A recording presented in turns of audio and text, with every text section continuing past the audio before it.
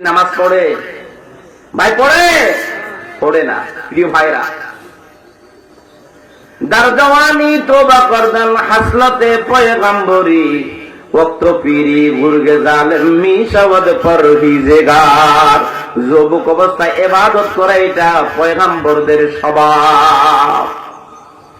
Chehel সালে উমরে আজিজত গুজার মেজাজে তুয়া জাহাল লিতিফিলি নগর হামাদা হাওয়া হো খাওয়াসা হতি দমে বা মশালে নাপরদা হতি। তোমার জীবনের 40টা বছর তুমি কাটিয়ে দিয়েছো, এখনো পর্যন্ত তুমি শিশুদের মতো ছোটকালের মতো রয়ে গেলা। মৃত্যুর তোমার স্মরণ হলো না, মৌতের স্মরণ তোমার হলো না, আখিরাতের জবাবদিহির তোমার মানসিকতা তৈরি হলো না। আমার ভাইয়েরা, আল্লাহ পাকের 1 নম্বর প্রশ্ন হলো পুরো জীবনের হিসাব দাও।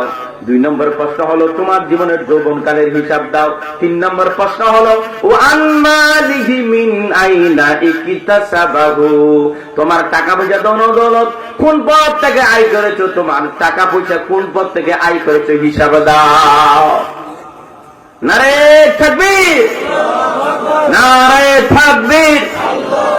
প্রধান বক্তার আগমন, শুভেচ্ছার স্বাগতম। মাশাআল্লাহ, আমাদের মেহমান এসেছেন, উনি অত্যন্ত চমৎকার আলোচনা পেশ করবেন। আমি 1 মিনিটে আলোচনা শেষ করতে চাই। যে কথাটি বলছিলাম, হাসরের ময়দানে আল্লাহ পাক প্রশ্ন করবেন কয়টা ভাই?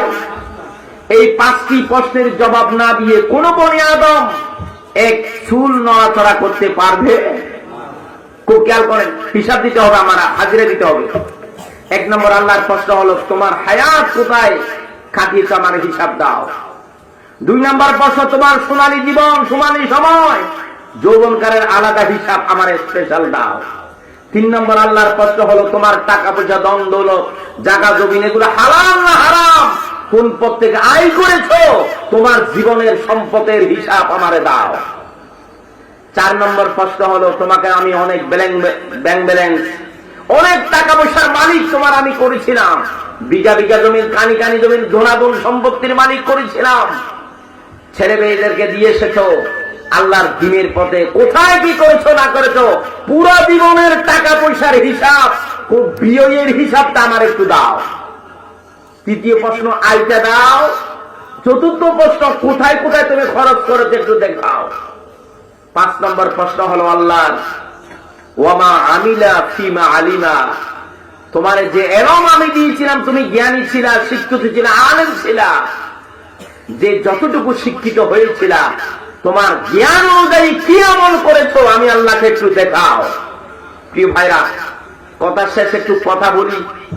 5টি প্রশ্নের জবাব যদি আল্লাহকে দিতে হয়, মানুষের বাঁচার কোন উপায় আছে? বলেন, বাঁচার কোন উপায় আছে? পুরো জীবনের হিসাব দাও, নাম্বার 1 প্রশ্ন। নাম্বার 2 যৌবনকালের হিসাব দাও। নাম্বার 3 তোমার টাকা পয়সা সবকিছু কোথায় থেকে আয় হয়েছে আমার একটু দাও, হিসাব আমাকে দেখাও। 4 নম্বর কোথায় খরচ করেছো একটু দেখাও। 5 নম্বর হলো আমরা যারা আলেম, আমাদেরকে জিজ্ঞাসা করো তুমি যতটুকু পড়ালেখা করেছিলে, এলম অর্জন করেছো, ওয়াজ করতা, মসজিদের ইমাম ছিলা, মানুষদেরকে বুঝাতা। প্রত্যেকটা ডাক্তারকে জিজ্ঞাসা করো তোমার ডাক্তারি শপথ হলো মানব সেবার জন্য ডাক্তার হয়েছিল। আপনার আইনজীবীকে আল্লাহ পাক বলেন তুমি আইনজীবীর শপথ নেবার সময় বলেছিলা হকের জন্য তুমি লড়াই করবা, তুমি মিথ্যার জন্য লড়াই করেছো নাকি মানুষের উপরে জুলুম করেছো? তোমার অ্যাডভোকেটগিরির পড়ালেখার উপরে কত আমল করেছো? আলেমেরা কোরআনের উপরে কত আমল করেছো? প্রত্যেকটা শিক্ষিত মানুষকে আল্লাহর একটি প্রশ্ন হলো কি যা শিখেছো তার উপরে কি আমল করেছো আমার একটু দেখাও।